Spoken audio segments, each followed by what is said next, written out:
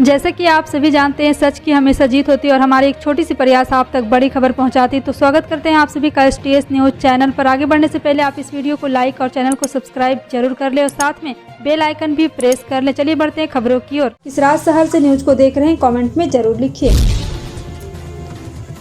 कांग्रेस महासचिव प्रियंका गांधी ने बुधवार को लखनऊ में आयोजित नव संकल्प कार्यशाला में कार्यकर्ताओं को संबोधित किया। उन्होंने कहा कि कांग्रेस इस देश के नौजवानों के लिए लड़ रही है, जिनको यह कहा जा रहा है कि तुम धर्म और जाति के नाम पर बंटो, लेकिन यह नहीं कहा जा रहा है कि तुम्हें नौकरी कहां से मिलेगी, तुम कमाओगे कैसे, तुम्हारा पेट कैसे भरेगा, तुम अपने माता पिता की सेवा कैसे करोगे। प्रियंका गांधी ने कहा है कि हम इस सच्चाई के लिए लड़ रहे हैं कि आज जो कुछ इस देश में हो रहा है वह देश के आगे नहीं बल्कि सामाजिक, राजनीतिक और आर्थिक तौर पर पीछे ले जा रहा है। बिहार विधान परिषद की 7 सीटों पर होने वाले चुनाव को लेकर बिहार में राजनीतिक माहौल काफी गर्मा गर्मी वाला है। इस मामले में राजद काफी आगे चल रही है, वो अपने सहयोगी दल के साथ तालमेल बिठाकर आगे नहीं चल रही। इस बीच खबर है कि कांग्रेस राजद को झटका दे सकती है। CPI मामले और कांग्रेस खुलकर अपनी नाराजगी जाहिर कर रहे हैं। एक तरफ माले के सचिव कुणाल ये कह चुके हैं कि राजद ने बिना बातचीत किए उम्मीदवारों की घोषणा की है। पहले से ये बात तय माना जा रहा था कि राजद मामले को विधान परिषद की 1 सीट देगी, लेकिन बिना किसी पार्टी से बात किए 3 उम्मीदवार की घोषणा कर दी है।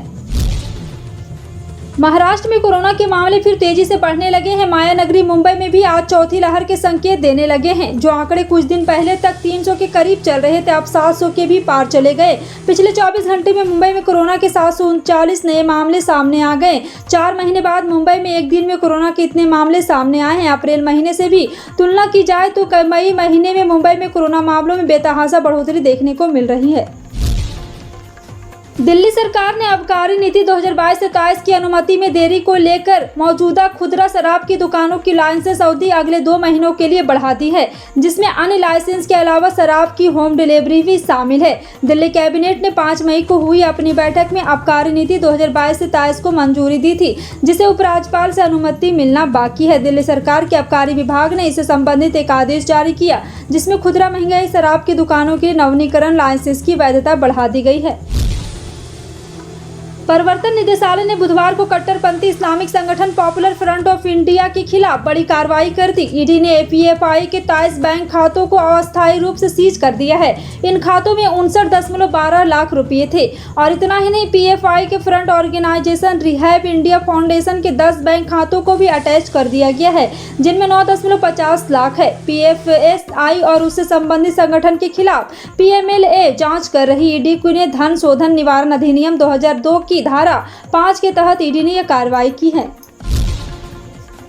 बिरहन मुंबई नगर निगम यानी कि BMC ने जानकारी देते हुए बताया कि मुंबई में कोरोना की जांच को लेकर अब तेजी लाई गई है। बताया जा रहा है कि टेस्ट के दौरान कोरोना पॉजिटिव रेट 6% तक पहुंच गया है। ऐसे में BMS का कहना है कि हमने अपने सभी अधिकारियों से कोरोना की जांच के युद्ध स्तर पर बढ़ाने के लिए कहा है। इसके अलावा टेस्ट लैब को भी पूरी तरह तैयार रखने के लिए कहा है। और आपको बता दें कि माना जा रहा है मानसून में कोरोना के मामलों में उछाल देखी जा सकती है।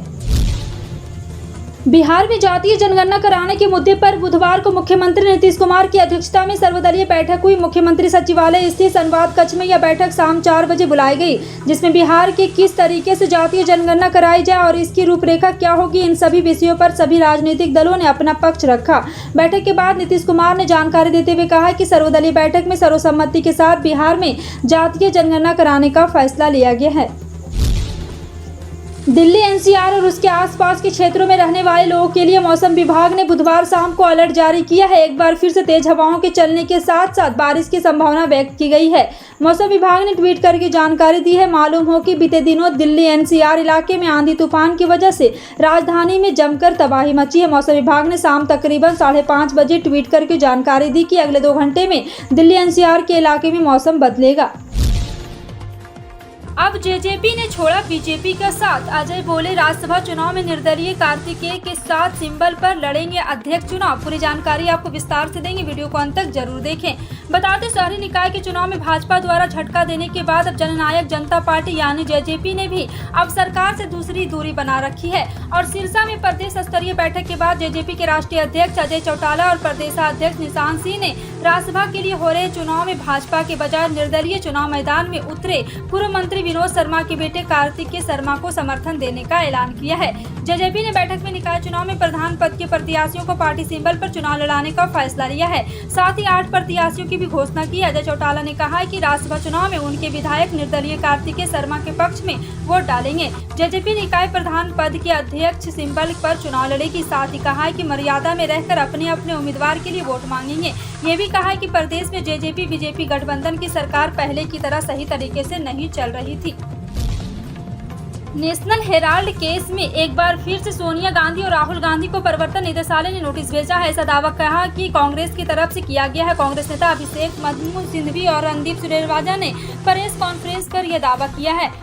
अभिषेक मनु सिंघवी ने कहा है कि सोनिया गांधी को 8 जून को ईडी ने पूछताछ के लिए बुलाया गया है। वहीं रणदीप सुरजेवाला ने कहा है कि वे लोग इस नोटिस से डरेंगे नहीं, झुकेंगे नहीं और सीना ठोक कर लड़ेंगे। सिंघवी ने कहा है कि 8 जून को सोनिया पूछताछ में शामिल होगी। सिंघवी ने कहा है कि ईडी ने 8 जून को राहुल गांधी सोनिया गांधी को पूछताछ के लिए बुलाया है। सोनिया इस पूछताछ में जरूर शामिल होगी। राहुल फिलहाल विदेश गए हैं। अगर वह अब तक वापस आ गए तो जाएंगे, वरना ईडी से और वक्त मांगा जाएगा।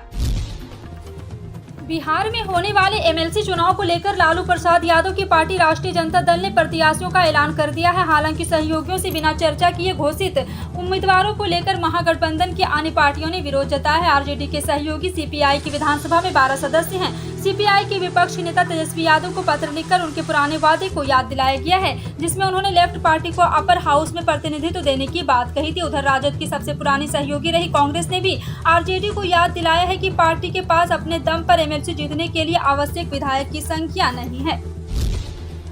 राजधानी दिल्ली के बस ड्राइवरों को ट्रैफिक नियमों का पालन न करना बेहद भारी पड़ रहा है। दिल्ली के परिवहन विभाग ने ऐसे ड्राइवरों का भारी भरकम जुर्माना लगाना शुरू कर दिया है। आंकड़ों के मुताबिक इस साल परिवहन विभाग ने 30 मई तक नियमों का उल्लंघन करने वाले 900 से ज्यादा बस चालकों पर जुर्माना लगाया है। दरअसल दिल्ली का परिवहन विभाग 1 अप्रैल से अभियान चलाकर ट्रैफिक तोड़ने वालों के खिलाफ कार्रवाई कर रहा है। अभियान के तहत पिछले 2 महीने में डीटीसी की 425 बसों और 369 क्लस्टर बसों पर जुर्माना लगाया जा चुका है। बता दें कि कानून के मुताबिक इस नियम का पालन न करने वाले शख्स पर 10,000 रुपये तक का जुर्माना किया जा सकता है। गलती करने वाले वाहन चालकों को 6 महीने के कैद का भी प्रावधान है।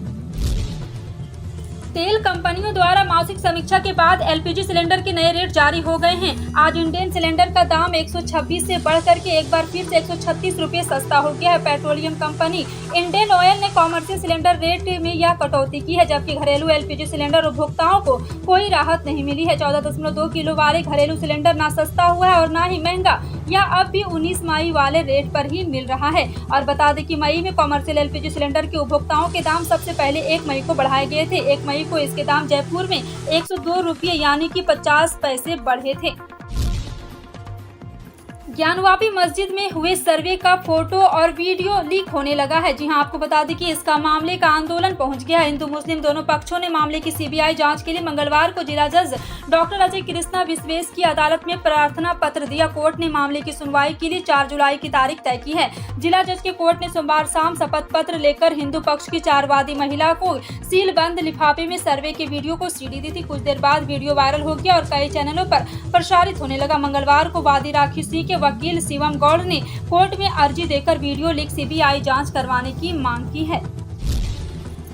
बिहार में मानसून पर आम लोगों से लेकर किसानों तक की निगाह। हालांकि मानसून के आने से पहले ही मौसम विभाग ने प्रदेश के लोगों को गुड न्यूज दी है। मौसम विभाग के एक पूर्वानुमान के मुताबिक साल 2022 में जून से लेकर सितंबर तक सूबे में मानसून अच्छी तरह से सक्रिय रहेगा। भारतीय मौसम विज्ञान विभाग ने मंगलवार को जो पूर्वानुमान जारी किया है उसके मुताबिक पिछले साल की तरह इस साल यानी 2022 में भी बिहार में सामान्य से ज्यादा वर्षा होने की संभावना है। खासतौर पर उत्तर पश्चिमी हिस्से यानी कि पश्चिमी पूर्वी चंपारण, सिवान, सारण, गोपालगंज इस साल 5 से लेकर 75% तक ज्यादा बारिश हो सकती है। इस दौरान कुछ जिले वैसे भी रहेंगे जहां मानसून ज्यादा मेहरबान नहीं दिखाएगा।